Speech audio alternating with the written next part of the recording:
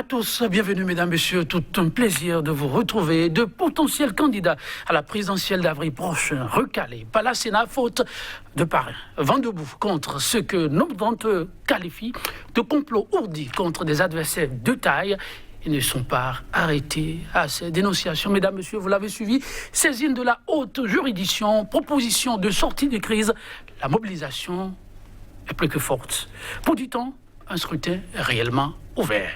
Appel réitéré de l'opposition pour un scrutin inclusif, démarche conséquente, c'est le thème du jour. Mesdames, messieurs, qui, pour nous aider à élucider la problématique qui semble diviser et opposant et au mouvancier de politique sur ce plateau, à ma droite, Mathieu Avlessi, premier adjoint au coordonnateur de l'ICR, l'initiative des cadres pour la réélection du président Patrice Talon. Il est membre fondateur du bloc républicain.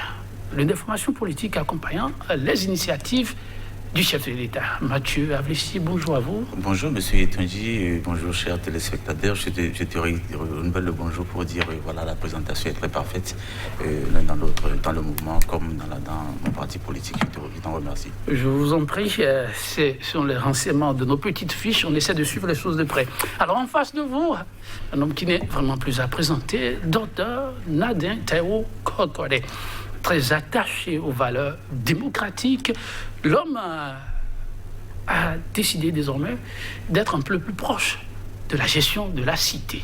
Oui, la question politique, c'est aussi désormais son dada. Membre de la conférence des présidents du collectif de l'opposition, le célèbre FRD, Front pour la restauration de la démocratie, il est le président du mouvement politique Encore, oui, encore et encore. Il a accepté donc être des nôtres pour ces 45 minutes de débat.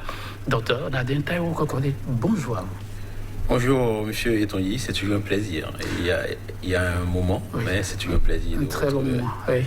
Vous avez décidé de ne pas rester de l'autre côté, de descendre au pays pour mener à votre façon le combat. Oui, c'est l'un des, dit-on, redoutable, hein, de la diaspora. Il accompagne à sa façon le mouvement, aussi bien avec la blouse qu'avec l'écriteau.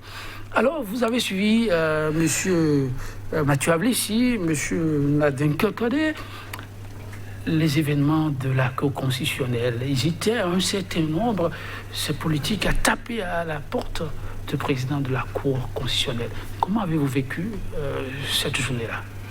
Merci, monsieur le journaliste. Je crois qu'il y avait fondamentalement deux grandes figures qui se sont illustrées dans cette affaire de recours. C'est vrai qu'il y a d'autres, mais on ne pourra pas les parcourir tous. Les deux, c'est le député Soui, c'est son sobriquet. Je suis assez à faux. Oui, à faux. Député à faux, puis Dame Madougou. Les deux qui se sont véritablement illustrés. Mais en bout de ligne, on s'est rendu compte que la preuve est la rançon du droit. Madame Madougou a acclamé sur tous les toits qu'elle avait des preuves de tout ce qu'elle disait. Je ne vais pas revenir sur, mais devant la cour, elle se refusait d'apporter les preuves. Et ça, pour le niveau de responsabilité où elle a été dans ce pays, je dis ça ne fait pas responsable. Pas responsable, et puis c'est de cela qu'il s'agit. Il faudrait que nous présentons une bonne image de notre pays, de nous-mêmes et de notre pays. Est-ce le politique qui parle ou bien le technicien? Les deux. Parce que quand c'est le deux, permettez que je pose cette question, oui, je le dis souvent aux invités, il y a de ces réponses qui amènent des questions, puisqu'on est des éclaireurs. Alors, elle a bien martelé quelque part qu'elle réserve ses preuves pour la justice, si on doit aller devant la justice, et que la question de l'anonymat pour, soi-disant, protéger de potentiels parrains l'amène à ne pas brandir ce qu'elle a aujourd'hui comme arme parce qu'elle compte aller très loin. Est-ce que ce n'est pas une situation atténuante et pertinente? La Cour constitutionnelle, ça fait quand même une juridiction. Et qu'elle refuse d'apporter les preuves dont elle dispose à cette juridiction, je dis, là, le Wetenti, à quel niveau il voudrait en apporter les preuves, je veux savoir. Okay. Est-ce que ça ne témoignerait pas éventuellement du peu de confiance? C'est une question. Commençons par faire dans ce pays confiance à nos institutions. Merci, monsieur. Je l'ai dit plusieurs fois par le passé, je réitère ça. Nos institutions sont nos fétiches, respectons-les. Et donc, voilà, ancienne ministre de la République n'ait pas confiance à la Cour constitutionnelle, je dis ça, je lui concède. Je ne vais pas jeter le propre sur elle. Donc, j'en viens à monsieur Afo. Oui. Monsieur Afo, qui aussi était injurieux, ça s'entend, injurieux parce que son niveau d'éducation aussi explique la chose. Ça peut s'entendre. C'était son niveau d'éducation? Oui, ça pouvait expliquer la chose. Lorsqu'on est scolarisé de première heure, on ne peut pas attendre mieux de lui. Ça peut s'entendre en ces termes-là. Et maintenant, en face, qu'on apporte des preuves, parce que le témoignage aussi est une preuve. Que le député Salifou en apporte des preuves par rapport à la procédure et qu'il se retrouve encore à dire le contraire. Tout ça, là, ça pose le problème de représentativité.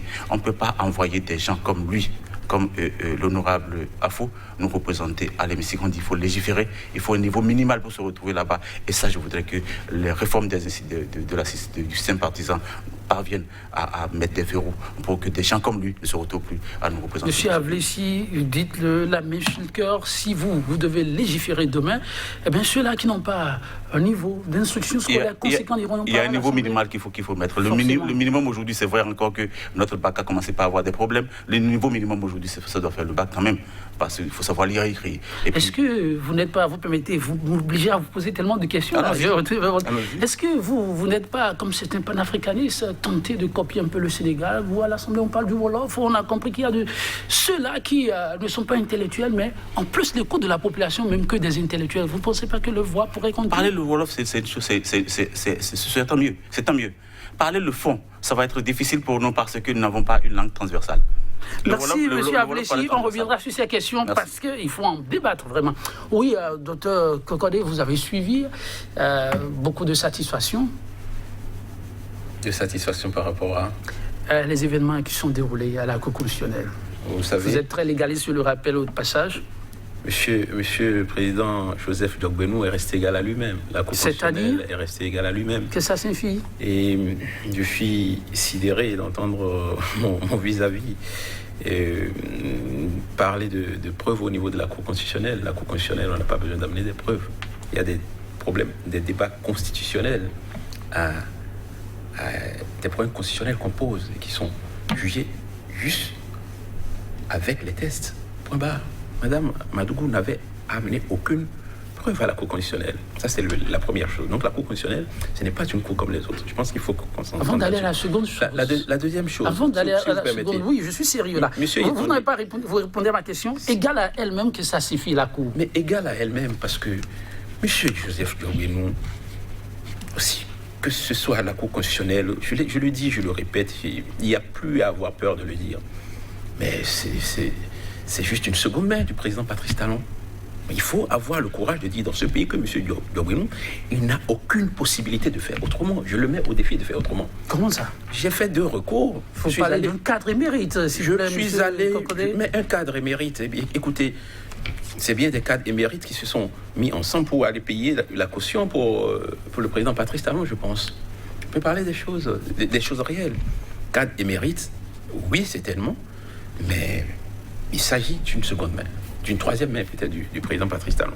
Il faut que les choses soient claires, vous savez. Nous avons été les premiers à faire des recours pour contrôle de constitutionnalité du parrainage. Donc, lorsque nous avons attendu dans ce pays que les gens, les hommes politiques de pays, ceux qui sont les cadres émérites, peut-être comme vous dites, les juristes, les grands juristes de ce pays, prennent ce problème à corps et aillent poser. Mais tout le monde se disait que c'était inutile. C'est eux qui avaient peut-être raison. Mais le mouvement que je dirige, dans sa logique, se disait il faut éprouver ce système. Et c'est en voulant éprouver ce système que nous avons fait les 2 contrôles de constitutionnalité. Nous avons déposé deux recours pour contrôle de constitutionnalité. Vous savez ce que M. Dogbenou a dit? Que la Cour n'était pas compétente. Pourquoi la Cour qui n'était pas compétente le 7 janvier passé deviendrait subitement compétente aujourd'hui? Il faut continuer à éprouver le système. Et c'est ce que Mme Madougou a fait. En fait, je pense qu'il y a eu 11 recours en tout. Hein. D'accord? C'est ce qu'ils ont fait. Parce qu'il faut continuer à montrer que ce système n'est pas fait, n'a aucune envie de faire prospérer l'opposition. C'est de ça dont il s'agit. Le président Patrice Talon n'a aucune envie d'avoir en face de lui quelqu'un qui peut le battre. Et je le dis, je n'ai aucune. Il dit même à Ouida, il sera battu s'il permet à l'opposition d'aller aux élections. C'est de ça dont il s'agit. Donc il ne veut prendre aucun risque. Et la seule façon de ne pas prendre de risque, c'est de verrouiller les institutions. Parce que la démocratie, c'est quoi? C'est le peuple d'une part et c'est les institutions de l'autre. Comme vous le dites, je suis tenté de vous demander, mais il y a quand même des candidats de l'opposition qui vont... Lesquels? Vous voulez me parler des candidats de paille, là? Je dis exactement ce que Écoutez, les institutions ont rappelé. Vous voyez, il y a les FCBE, j'ai beaucoup de respect pour les deux duos. Je ne me permettrai pas, comme M. Avlessi, de juger du niveau d'éducation d'un député. Parce que ce député-là, c'est un député de l'UP, je pense, de mémoire. Et je rappelle quand même que ce pays, c'est 80%, quasiment, d'analphabètes. Et enfin, de population rurale, j'allais dire. Et si on devait dire qu'il n'y a que les intellectuels, et quel intellectuel qui irait à l'Assemblée, mais je pense qu'on n'en finirait pas. Je pense que c'est assez grave de dire des choses comme ça, monsieur Avlessi. L'Assemblée nationale est représentative du peuple béninois. Je pense que c'est assez grave de penser qu'il faut continuer à écrémer. Et c'est ce qui nous amène dans la crise où nous sommes aujourd'hui. On a envie d'écrémer à la place du peuple. Le député Afo a pris ses responsabilités. Monsieur, j'ai fait le Bénin par vos et par mon, de jour comme de nuit, sous le soleil, sous la pluie, à demander les parrainages. J'ai des députés de ce pays, j'ai des maires de ce pays qui m'ont promis les parrainages. Je ne les ai pas eus. Pourquoi? Parce qu'au dernier moment, ils n'avaient plus la main. Et c'est ce que ce député-là, que je félicite, c'est un brave homme, dit en définitive. Moi, mon parrainage, je ne l'avais pas destiné au président Patrice Talon. Point barre, rendez-le-moi. Je ne l'avais pas destiné, on nous avait dit de le déposer. Il a été déposé, je ne sais pas ce qu'il est devenu. Quel problème d'éducation cela pose à ce niveau-là? Quel problème d'éducation cela pose? Je pense que cela ne sert à rien, je me permets d'être injurieux par rapport à nos responsables politiques. Moi, je ne le fais jamais, même si je ne suis pas d'accord de la façon dont ces députés ont été élus. Jamais je ne me suis permis de les injurier. Je parle tout simplement d'un système qui ne nous permet pas d'avancer, d'un système qui nous amène aujourd'hui vers un blocage. Et que le président Joseph Logwenou, pour en revenir à votre question, est en train de perpétuer. Et on ne sait vraiment pas où est-ce qu'il veut aller. Je pense que nous avons donné plusieurs fois la possibilité à ce gouvernement de s'en sortir. Nous avons donné la possibilité de ne pas aller dans l'impasse. Souvenez-vous, nous avons fait le manifeste du CODER. J'étais aussi à l'initiative de ce manifeste. Nous avons demandé au président de la République de nous amener à des assises au plus grand tard le 31 août 2020, afin que nous puissions discuter entre frères et trouver une solution. Vous savez, le président Kérékou, en 1990, notamment ce 28 février 1990, a eu la hauteur d'esprit de dire « Mes chers compatriotes, je ne suis pas d'accord avec vous, je ne suis pas un défaitiste, mais je vois que vous voulez que les choses changent. Nous allons nous mettre ensemble et changer ce pays. » Et c'est ce que nous avons, et c'est ce que nous demandons au président Patrice Talon, de prendre de la hauteur. Donc vous diront, vous l'avez suivi, autre temps, autre meurtre, est-ce que les conditions actuelles sont à comparer à ce qui a été vécu en ce moment-là? En entendant, pour revenir un peu à la Cour constitutionnelle, les éléments que les sages avaient à disposition ne leur ont pas permis d'aller au-delà de ce qu'ils ont fait. Est-ce qu'on doit pourtant s'en offusquer? Mais je ne m'en offusque pas. Vous savez, je pense, je l'ai déjà dit plus d'une fois, je pense que la Cour constitutionnelle, au-delà du fait qu'elle soit aux ordres, je pense qu'il s'agit aussi d'un énorme problème. La Cour est... Non, je dis qu'elle est aux ordres.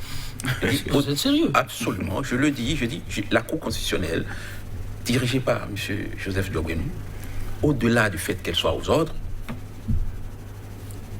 a un énorme problème de compétence. Non, absolument. Je dis, elle a un énorme problème de compétence. Parce que vous utilisez là, vous le dites avec conviction? Je le dis avec conviction et avec... Juste pour fragiliser? Et avec... Non. Vous savez, le Bénin nous sommes déjà dans une impasse. Nous ne pouvons pas en rajouter. Vous savez, j'ai, comme tout le monde, eu peur pendant longtemps. Maintenant, ça va mieux. J'ai eu, comme tout le monde... Docteur Kokodé, vous avez eu peur, mais ça va mieux. Non, rassurez-nous, s'il vous plaît. Aujourd'hui, je n'ai plus peur d'eux. qu'ils viennent me chercher. Il faut qu'on se dise la C'est de vérité. cette peur-là que vous parlez. Mais je dis tout simplement que cette cour est aux ordres. Cette cour est aux ordres. Cette cour a les mains liées. D'ailleurs, comment peut-il en être autrement lorsque vous prenez votre propre avocat que vous mettez à la Cour constitutionnelle? Il n'y a pas le choix, il est là pour vous défendre. Mais vous voyez le schéma que vous faites, il est là, vous prenez votre avocat, on est dans une république, il est là monsieur Kokode. Mais il ne peut que défendre vos intérêts. Il ne peut que défendre vos intérêts. Vous savez, il y avait 159 parrainages. Il y avait la possibilité d'avoir 9 candidats. J'ai fait tout le parcours. Je ne connais pas pour les autres, mais je sais le nombre de parrainages qui m'ont été promis. Et à la fin, je n'en ai pas eu un seul. J'ai même été à l'audition, M. Ablessi. Je me suis pointé à l'audition où j'ai été entendu par 2 députés du bloc républicain. Où j'ai parlé de mon projet de société, au-delà de l'ambiance qui était assez sympathique. Je n'ai jamais rien vu d'aussi humiliant. C'est quoi que quelqu'un qui était humiliant? Mais c'est-à-dire que vous projetez dans la plus haute fonction de ce pays. D'accord, vous postulez à la magistrature suprême. Et c'est 2 députés d'un parti qui sont devant vous pour juger votre projet de société. C'était pas vous qui les avez négociés, les deux là? Ah non, je n'ai pas négocié. Puisqu'on nous a dit qu'il fallait envoyer, qu'il fallait aller chercher des parrainages. Les 2 députés vous ont été envoyés par l'information, c'est cela? Ah oui, mais les 2 députés ont reçu mon courrier que j'ai envoyé. J'ai écrit 159 courriers, 2 ou 3 fois. J'en ai déposé à l'Assemblée, j'en ai déposé au niveau des partis politiques. Et ceux-là m'ont invité pour venir plancher, comme j'allais dire. Il y a d'autres qui m'ont appelé, il y a d'autres qui m'ont envoyé des SMS. Voilà. Bref, en définitive, j'ai fait tout le parcours. Il est quand même impossible qu'il y ait 159, allez, on va dire 158, puisqu'il y a un des députés qui est encore décédé en temps, qu'il y ait 158 parrainages possibles, et que dans ce pays, un pays qui est supposé être démocratique, avec 20 candidats qui ont déposé leur dossier, en définitive, à la Cour. Moi, je n'ai plus déposé parce que je me suis dit à un certain moment qu'il fallait arrêter la comédie, en fait. Vous voyez? Donc, moi, je ne viens pas là quand... Si vous voulez des preuves, je peux vous en donner. Il y en a, je pense que j'ai fait plein d'émissions où j'ai exhibé les preuves. Voilà. Je suis content d'en avoir. Oui, monsieur Mathieu Ablessi. Merci. Je vous pose ma question d'abord. Permettez-moi de remercier monsieur Kokode pour sa démarche respectueuse, une démarche respectueuse de la procédure en vigueur. Oui, les dispositions sont là. Il s'est mis dans cette logique-là en fonction de ce qu'il vient de nous présenter. Je remercie sa démarche. Contrairement à d'autres qui ont dit qu'ils ont déposé leur candidature sous l'ancienne disposition légale. Sous l'ancienne disposition. Et puis je vais venir à les jugements. Monsieur, là aussi, ils sont expliqués. Bon, je leur concède. Je ne vais pas porter de jugement sur Djogbenou aux ordres ou bien cours aux ordres, Djogbenou aux secondes mains de... Je dis, on nous a dit dans ce pays que l'enfant qui naît le 31 décembre, le lendemain, avait 1 an. Mais ça, on n'était pas aux ordres. Mais monsieur Ablessi, non, je suis amis. Non, moi je suis pas amis. Non, permettez-moi d'avancer parce que vous avez fait votre responsabilité, je vous laisse faire. Permettez-moi de revenir sur ça parce que c'est très important c'est pas facile, c'est trop facile de dire les choses comme ça. Oui, tel est aux ordres. Donc il faut continuer, c'est ça. Il faut continuer à perpétuer ce qui est mal dans notre pays. Ce n'est pas de la continuité. Vous savez, je n'étais pas du FCBE. Je n'ai jamais travaillé sous Yaïboni. Non, il faut appeler les choses. Je n'ai jamais été politique. Je n'ai jamais été actif politiquement non plus. J'ai jamais travaillé avec Yaïboni. J'ai été l'un des plus assidus opposants au système Yaïboni. C'est tant mieux. Voilà. Donc, ce n'est pas parce que un régime précédent fait mal qu'il faut perpétuer ce qui est mal. Je n'ai pas voulu. C'est ce que vous dites. Je ne le dis pas. Je ne le dis pas. Mais on a dit non. Ne sont pas forcément on a dit non. Ça s'est bien passé, cher ami. On avance. Et puis, lorsqu'une cour s'est dit compétence par rapport à un sujet, ça ne veut pas dire que la Cour est incompétente sur tous les sujets. Et là, quand on extrapole cette terminologie incompétence sur un sujet, je dis ce n'est pas juste. Ça ne fait pas de la bonne communication. Disons les choses telles qu'elles sont. Oui, sur le sujet donné, la Cour s'était déclarée incompétente. Par rapport à ce sujet, la Cour s'est prononcée. Elle s'est prononcée parce qu'elle s'est retrouvée dans ses compétences pour se prononcer. Avançons par rapport au sujet. Maintenant, oui, député, parrainage, procédure, comment appelle-t-on humiliation, chers amis, je remercie votre démarche, mais beaucoup ne se sont pas mis dans la démarche. Et devant la Cour, c'est une cour, même si c'était prévu qu'on ne pouvait pas apporter les preuves, si on respecte nos institutions. Madame Madougou a été ministre dans ce pays, elle devait pouvoir dire, cette cour, c'est la cour constitutionnelle, l'État, le fondement de l'État, c'est sur cette cour-là.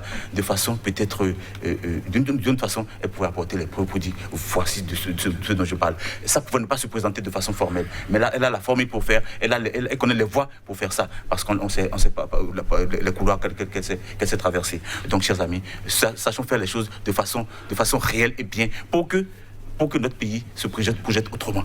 L'image qu'on projette de mon pays aujourd'hui pour dire que tout est mauvais, je ne suis pas d'avis. Tout n'est pas mauvais, tout n'est pas parfait non plus. Mais ce qui est à parfaire, on peut les parfaire. Mais ce qui a du bien, ayons le courage d'apprécier. Merci à M. Mathieu Ablissi. La démarche de ces candidats, c'est bien, pour reprendre leurs expressions, pouvoir ouvrir le jeu. Oui. Aller à une compétition. Et ils ajoutent une vraie compétition. Mathieu Ablissi, la monsieur le cœur dit, la liste provisoire rendue par la Sénat, qu'on fait-elle une liste, en entendant de voir la suite, une liste d'inclusivité ou d'exclusivité, d'après vous? Je pense quand même que vous vous rappelez, j'avais Yagossa en face ici, qui disait qu'il était prêt parce que lui, il négociait déjà ses parrains, et qu'il était prêt et qu'il sera candidat. Ça, c'est le gars qui sait où il va. Il s'est donné les moyens pour aller où il en est aujourd'hui. Les gens qui sont allés déposer leur candidature parce qu'ils se disent c'est la Constitution de 1990 qui les décide à être candidat. Je dis, ils se trompent d'époque, ils se trompent de période, ils se trompent de personne. Et ça, le pays, on n'en est plus là. On n'est plus au niveau où on bâillonne tout le monde. Ça, c'est clair. Donc le match est ouvert. Si les jeux sont ouverts. On est encore dans ce pays où on bâillonne tout le monde, monsieur. Le jeu est bien ouvert. S'il te plaît, monsieur Kokodé, vous aurez la parole. Il y a des journalistes qui ont été mis en prison. Vous aurez la parole pour vous prononcer, s'il vous plaît. Monsieur Kokodé, on va le permettre d'évoluer. Oui, allez-y. Et donc, moi, je crois que ce qui se fait mieux, c'est déjà ça que, voilà, il y a des dispositions légales qui sont légales, j'allais dire, pour ne pas en dire davantage, que chacun se mette dans le respect de ces dispositions-là. C'est de cela qu'il s'agit. Ceux qui ont respecté les dispositions se sont vus confirmés dans leur procédure, dans la procédure de candidature. Ceux qui se sont mis en marge ont été écartés. Je félicite la Cour pour le professionnalisme avec lequel ils ont fait leur travail. Le Bénin va-t-il vers un scrutin des plus festifs, comme promis par le chef? Tout à fait, il y a déjà 3 candidatures. Pourquoi, qu'est-ce qu'il y a de mieux? 3 duos qui vont aux élections. Ça fait déjà la pluralité. Et donc on va à une fête bientôt. Merci beaucoup. Oui, on a des Kokodé, on est un peu embêtés. Effectivement, c'est de notre notoriété publique aujourd'hui. On a 3 duos. Ça fait pluriel. Et on a différents types de têtes. Ça fait aussi diversité. Et pourquoi dites-vous que le scrutin qui s'annonce ne sera pas inclusif? Vous savez, est-ce que vous pouvez me citer parmi ces trois duos un qui appartienne à l'opposition? Vous les connaissez. FCBE dit être de l'opposition, opposition réfléchie. Monsieur Irénée Agossa s'est toujours clamé de l'opposition, est membre du Parti Les Démocrates. Il se désole qu'au lieu qu'il y ait la grande mobilisation autour de lui, eh bien, les siens le rejettent comme la lèpre, ce qui n'est pas. Il croit même dur qu'il pourra arracher le fauteuil, qu'il espère le retour de tous ses membres, vous, du Front, que vous reviendrez le féliciter pour le travail de Foumi qu'il est en train d'abattre. Écoutez, donc, dites quelles sont vos relations actuellement avec M. Irénée Agossa? Écoutez, je souhaite tout le bonheur du monde à M. Irénée Agossa. Mais vous savez, les élections du 11 avril, si elles se tiennent à cette date-là, il y a encore un si. Nous permettrons de voir si M. Irénée Agossa n'était pas juste un pantin tiré par un marionnettiste. Vous êtes sincère en le disant? Moi, je suis tenté de vous demander. Non, je suis tenté de vous demander ceci. Je suis en train de vous dire que ces élections-là nous permettront de savoir si M. Irénée Agossa n'est pas juste un pantin tiré par un marionnettiste. Pantin dans quel sens? Un élément envoyé par vous de l'opposition pour tromper la vigilance ou de l'autre côté? Vous savez, merci. Et j'ai déjà dit lors d'une émission que j'ai faite récemment... Vous faites semblant de ne pas m'entendre. J'ai dit la dernière fois qu'il n'était pas question, en tout cas pour le Front, de faire des compromissions. Ah, qu'est-ce que ça dit? Voilà. Vous l'avez dit hier, c'est vrai, on a entendu récemment quelqu'un aussi le dire, le constitutionnaliste le dit. Qu'est-ce que ça signifie? Il n'est pas question pour le Front de faire des compromissions. Oui, pour le citoyen lambda, ça signifie quoi? Nous sommes en train de lutter pour la restauration de la démocratie dans ce pays. Et contrairement à ce que dit M. Mathieu Avlissi, la parole dans ce pays est confisquée. Des journalistes sont allés en prison. Il y a un journaliste dont, depuis plus d'1 an et demi, ils n'ont toujours pas fini le procès, que d'une certaine façon ou d'une autre, ils sont en train de bâillonner M. Clédio, Pédio, je ne sais plus trop comment. Oui, Casmic Pédio. Voilà, pour ne pas le nommer. D'accord? Dans ce pays, nous avons comment on appelle ça? Un code numérique qui est quasiment exhibé en code pénal. Vous savez, vous dites des choses sur les réseaux sociaux, vous copiez, vous collez, on vous colle, comme mon cher ami Poton, 1 an, tout simplement parce que vous avez copié et collé. Nous ne sommes plus en démocratie. Vous savez, le droit, comme vous le dites, se nourrit de preuves.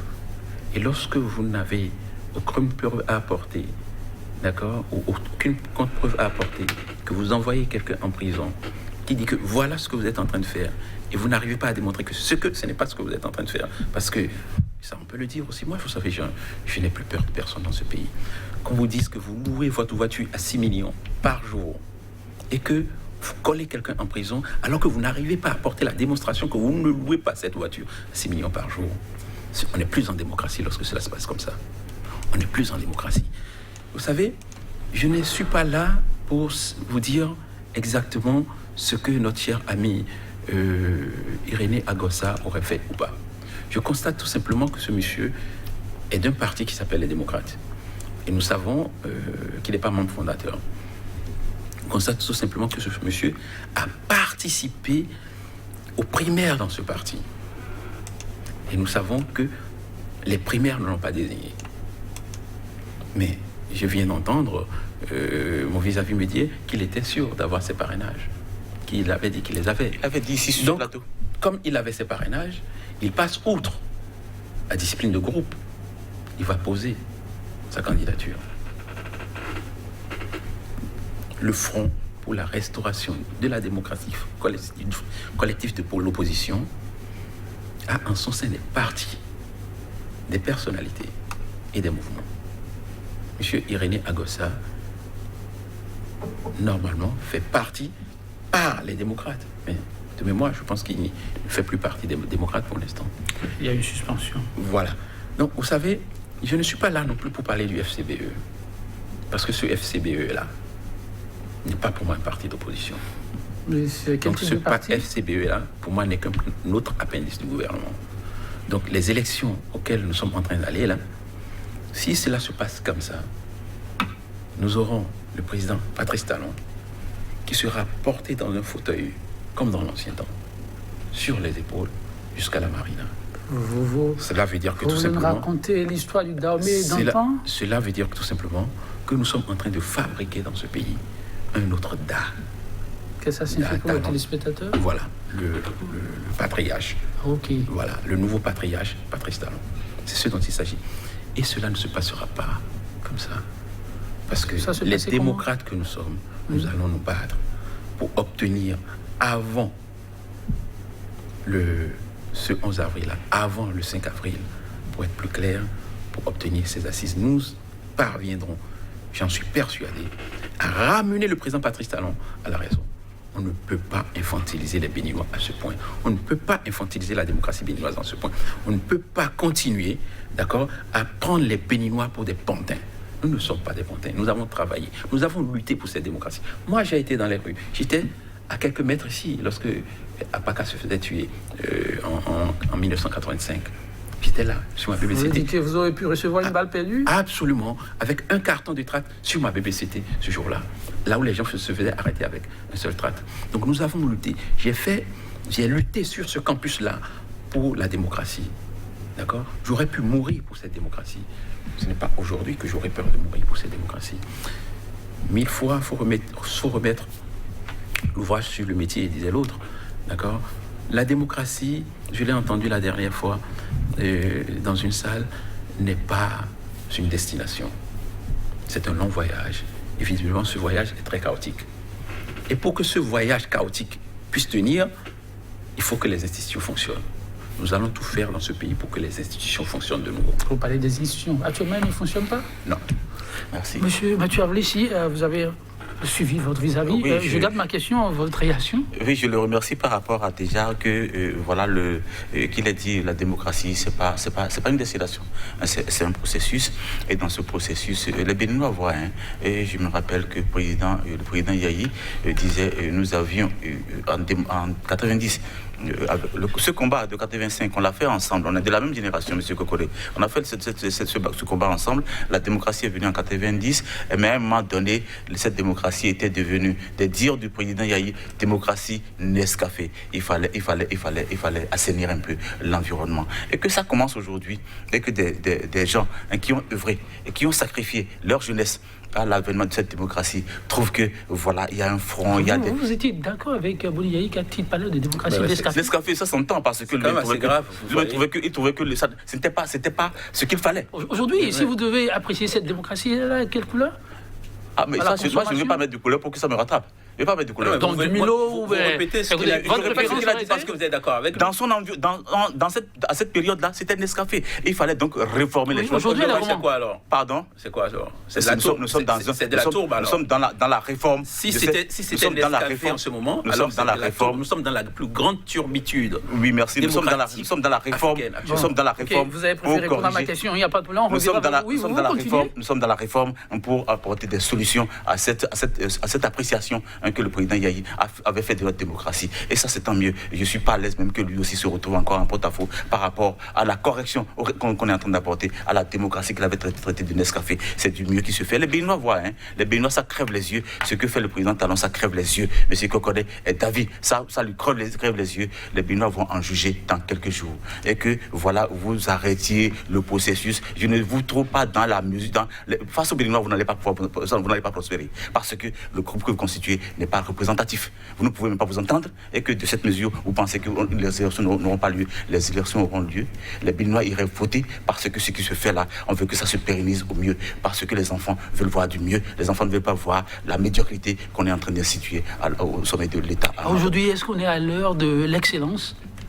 Comme je dis, il a toujours dit que tout n'est pas parfait. Et je dis, le président Talon n'est pas Dieu. Il a beau avoir la prétention de bien faire les choses, il ne peut pas tout faire bien. Monsieur Mathieu Avlécy, votre vis-à-vis tout à l'heure disait qu'ils vont tout faire pour amener Patrice Talon. Bon, le mot vous avez suivi. Ils vont faire ce qui est de leur pouvoir. Et finalement, ça va être une assise, c'est le souhait. Que pensez-vous de la démarche? Il était où pendant qu'il y avait comment appelle-t-on les assises sur les partis politiques? Qu'est-ce qui était dit là même là? Azalaï, j'ai oublié la terminologie. Le dialogue politique. Dialogue politique. Il était où? Et si, à un moment donné. Mais monsieur Kokode, vous l'avez dit? Oui, monsieur Kokode était où? Bon, s'il était parti politique, il serait là-bas. S'il n'était pas parti politique, il n'était pas invité. Alors moi, je n'étais pas invité. Donc il a raté une occasion. Si je n'étais pas parti, je n'étais pas allé. Bon, mais je pense qu'il y a eu du mieux. Il y a eu que les gens qui avaient des partis politiques et qui étaient donc outillés. J'adore les raccourcis du BR et de l'UP. Il était où? Oui, c'est un beau raccourci, ça. Excuse-moi, mais je le dis, je n'étais pas là-bas aussi parce qu'il n'était pas président de parti politique. Ça s'entend. Donc je sois pas au dialogue. La question, il était où est malvenue quand même. Oui, il était où? Parce que si vous n'avez pas été invité. Oui, parce que vous n'étiez pas un parti politique. Oui. La question est malvenue quand même. Bon, et lorsqu'on voit la finalité de ce dialogue, d'accord, dont vous parlez, vous voyez ce à quoi ça aboutit? Vous voyez à quoi ça aboutit? Il y a eu des éléments d'appréciation qui sont venus corriger, qui sont venus corriger la donne qui existait. Là, vous parlez de réforme. Oui. Il n'y a pas eu des réformes. Il y a eu des réformettes, vous savez. Lorsque de nuit, vous modifiez la constitution d'un pays. Oh, ça, c'est circonstanciel. Non. C'est circonstanciel. Mais c'est grave ce que vous dites. C'est circonstanciel. Vous pouvez pas dire que ce soit de jour ou de nuit. Modifier la constitution. Il y a eu des lois votées de nuit dans ce pays. On n'en dit pas grand-chose. Nous sommes en urgence. Nous sommes trop péjoratifs, monsieur Kokode. Nous sommes péjoratifs. De la plus grande loi de notre pays. Laissons une autre image à nos jeunes frères, nos jeunes sœurs, à nos enfants. L'image qu'il faut laisser à nos jeunes frères, c'est l'image de gens droits, de citoyens qui tiennent debout, de citoyens qui disent la vérité. Et c'est ce qui se passe en ce moment. Ce que vous êtes en train de dire là, vous n'êtes pas en train de dire la vérité à vos jeunes frères. Une constitution ne se modifie pas de nuit et en urgence, en tout cas il n'y a pas pas d'heure pour ça. En tout cas, pas il n'y a pas d'heure. On n'a jamais dit que c'est à midi. Dans une constitution, qu'il faut modifier une constitution. Dans une constitution, vous ne vous auto-octroyez pas 45 jours parce que vous êtes encore au pouvoir. Cela ne se fait nulle part, vous savez. Et c'est ça qu'il ne faut pas envoyer à nos jeunes frères. Et c'est pour ça que nous luttons. Nous voulons un État de droit. Un État où chacun ne se lève pas parce qu'il est au pouvoir et qu'il vienne et qu'il fasse du n'importe quoi. Parce que ce qui se passe aujourd'hui, les réformes dont vous parlez, l'excellence que vous pensez que nous sommes en train d'avoir aujourd'hui, vous savez, ce que nous sommes en train, c'est en fait, nous sommes en train de le dire, de le faire. Et comme lui-même l'a dit, le président Patrice Talon, la pagaille et le chef suprême de la pagaille, c'est celui qui dirige ce pays et qui le dit. Si le Bénin est un pays de pagaille, je pense qu'il ne s'est pas exclu lui-même. Il ne s'est pas exclu. Le Bénin est un pays de pagaille. Cela veut dire que certainement celui qui le dirige est l'un des pagailleurs. Il faut corriger en ce moment. Il faut donc mettre fin à cette pagaille. Il faut corriger cette pagaille. C'est ça qu'il est en train de faire en ce moment. Et la Cour africaine des droits de l'homme, nous a demandé expressément de revenir à la Constitution de 1990. Tout simplement parce que les conditions dans lesquelles la Constitution, la loi 2049, 2019, pardon, la loi 2019 et du 7, j'ai oublié c'est pas grave, la loi portant modification de la Constitution, d'accord, du 7 novembre 2019, cette loi-là, les conditions dans lesquelles elle a été faite n'est pas bonne. Et dans notre constitution, vous allez me laisser finir là-dessus, s'il vous plaît. Dans notre constitution, celle de 1990, la Charte africaine des droits de l'homme fait partie du bloc constitutionnel. D'accord? Et nous savons très bien que cette charte a préséance sur notre constitution. Voilà. Et à partir du moment où cette Cour africaine des droits de l'homme nous dit, écoutez les amis, vous êtes en train d'aller dans le décor. Vous êtes en train d'aller dans le décor. Et à partir du moment où je termine là-dessus. Et à partir du moment où vous êtes en train d'aller dans le décor, revenez à la maison, revenez à votre constitution. C'est tout ce qu'on nous a demandé. Merci, si les choses étaient si belles que ça. Merci, M. Kokode. Je pense que... Si les réformes étaient aussi excellentes que vous êtes en train de le dire, le Bénin ne serait pas indexé. Si les choses étaient aussi excellentes que vous le dites, les États-Unis aujourd'hui ne nous demanderaient pas de faire attention. Vous savez, nous ne sommes pas sur une île perdue. Oui, merci, M.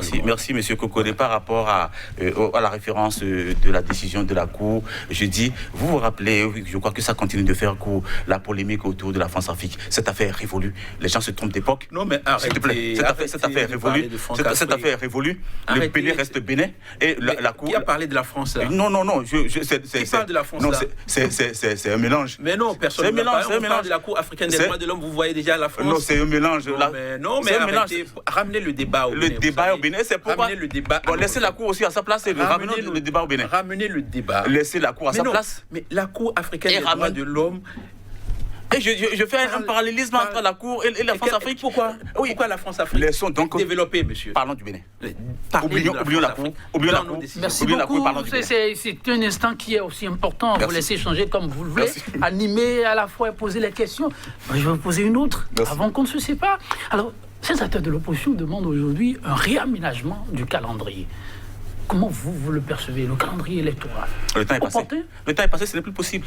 Le calendrier est là, ils s'inscrivent dans ce calendrier, ils avancent, ils ne s'inscrivent pas, ils sont out. C'est simplement ça. Il veut pas être long. Pourquoi le FRD a-t-il décidé? C'est du dilatoire. C'est du dilatoire, ils font. Cette option. C'est ça, c'est leur apanage. Ils font du dilatoire, ils perdent du temps pour qu'en fin de compte, trouver que les gens ne sont pas allés vite. Le temps est. On a un chronogramme qu'on respecte. Et ça doit se respecter. Okay. Qui ne respecte pas le chronogramme est dehors. Pourquoi vous ne voulez pas respecter le chronogramme? Monsieur Etanguy, vous savez, vous me permettrez de sourire. Non, il n'y a pas de problème. C'est thérapeutique. Nous sommes en démocratie. Oui. Une démocratie obtenue de longues et âpres luttes. C'est sûr. Et il n'est pas question que cette démocratie soit foulée aux pieds. Je n'ai jamais été d'accord avec le terme démocratie Nescafé parce que je trouvais que c'était une injure à notre pays. Et comme je ne suis pas d'accord qu'on dise que le temps de dialogue soit passé. Vous savez, la démocratie appartient au peuple. La démocratie appartient au peuple. Le président Patrice Talon est locataire de la Marina. Tout à fait. Voilà. Et si le peuple dit que le calendrier doit s'arrêter, il s'arrêtera. Et le président Joseph Diogbenou, le 7 janvier 2021... Monsieur Kokole, le peuple c'est le front. Le président... Le peuple c'est le front. C'est votre président Joseph Diogbenou, le 7 janvier, nous a dit que la Cour était incompétente. Non, ce n'est pas une affaire. En fait, vous l'avez dit tout à l'heure, je ne vous ai pas relevé. Vous savez, l'affaire pour laquelle Madame Madougou et l'honorable Afo sont allés devant la Cour constitutionnelle, c'est la même affaire. Il s'agissait toujours du parrainage. Peut-être que vous n'avez pas lu les recours. Ils sont là, ils sont libres. Allez les lire. C'est toujours la même affaire. Il s'agissait toujours du parrainage. D'accord. On va se séparer. Donc, vite fait, je vous disais que la démocratie appartient au peuple. Oui. Et si le président Diogbenou a dit qu'il fallait se retourner vers le constituant originaire, nous espérons que ce constituant originaire, le moment venu, prendra ses responsabilités. Le président Patrice Talon, dans un calme olympien, est en train de dérouler, il est tout à fait tranquille. Nous sommes respectueux de l'institution qu'il représente. Donc je dis les choses de façon claire.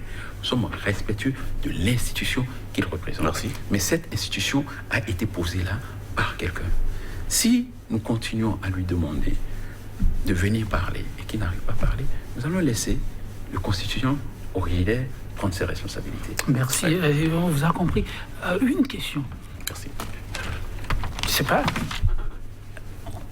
Si on vous demandait simplement, pour répondre à une question qui m'a été posée lors d'une de mes récentes émissions sur ma page, est-ce que la mouvance l'UPBR voulait vraiment d'un adversaire de taille? Si vous êtes appelé à répondre. Ce n'est pas la mouvance qui va décider de qui est son adversaire. Agossa nous a dit ici qu'il va battre le président Talon. Il est parvenu à faire valider sa candidature. Bon, attendez de voir. Il arrive. Allons sur un peu, rien que ce n'est pas exactement ça. Monsieur Mathieu a laissé permettre un peu mon cliché. Alors, vous rappelez Mike Tyson qui décide à un moment donné de rencontrer celui qui était perçu comme son rival de taille. Et ça, c'est lui-même qui dit à guichet ouvert, je m'engage. Est-ce qu'à un moment donné, UPBR, grande formation aujourd'hui, il est arrivé, vous dit, mais pour ce derby-là, nous allons pouvoir rencontrer tel candidat, parmi ceux-là qui lèvent la tête et leur montrer que nous avons le terrain. Le tel là, c'est qui? Le tel là, c'est qui? Vous n'en avez pas trouvé. Regarde un peu, que des gens. Écoutez, moi, j'ai demandé au président Patrice Talon de me donner les parrainages et j'allais le battre. Vous lui avez dit ça? Absolument. Et qu'est-ce qu'il vous a dit au téléphone? La preuve, il me les ont pas. Non, le président Agossa l'a dit. Et je dis simplement, il fallait qu'il me le donne. Vous savez, monsieur Agossa, je pense que c'est... On pourrait lui jouer du Dalida, quoi, vous savez. Ah bon? Des mots, encore des mots. Voilà, et puis on passe, quoi. Donc on parle de choses sérieuses. Ça? Mais écoutez, j'en sais rien. Mais je pense qu'on pourrait lui jouer du Dalida. Voilà. Donc on parle de choses sérieuses. On parle d'adversaires de taille au président Patrice Talon. Pour l'instant, dans les deux duos qui sont en face de lui, il n'y en a pas. Vous n'en trouvez pas. Alors, oui, je disais donc voici nos amis de l'opposition qui tantôt disent qu'ils ne veulent pas la réforme. Et on va aux élections. On dit le duo, on ne veut pas. On va avec duo, on ne veut pas parrainage. La diffusion me dit ceci, qu'on va devoir vider les lieux. Je m'en voudrais de ne pas vous dire un petit mot en regardant dans votre caméra. Oui, je pense quand même que le peuple est souverain. le peuple voit ce qui se fait, le peuple n'est pas les yeux crevés, et donc ce qui se fait là, c'est Merci beaucoup, oui. Monsieur Nadine Kokodi. Merci de nous avoir accueillis ici. Je reste persuadé que tout se passera dans la paix et la dignité. Merci beaucoup de beaux mots pour clôturer cette émission. Mesdames, Messieurs, j'espère que vous avez pris du plaisir. Nous aussi. À très vite pour un autre plateau de 100% Bénin, toujours avec le même entrain, la même disponibilité. Chaque jour reste une vie. À très vite.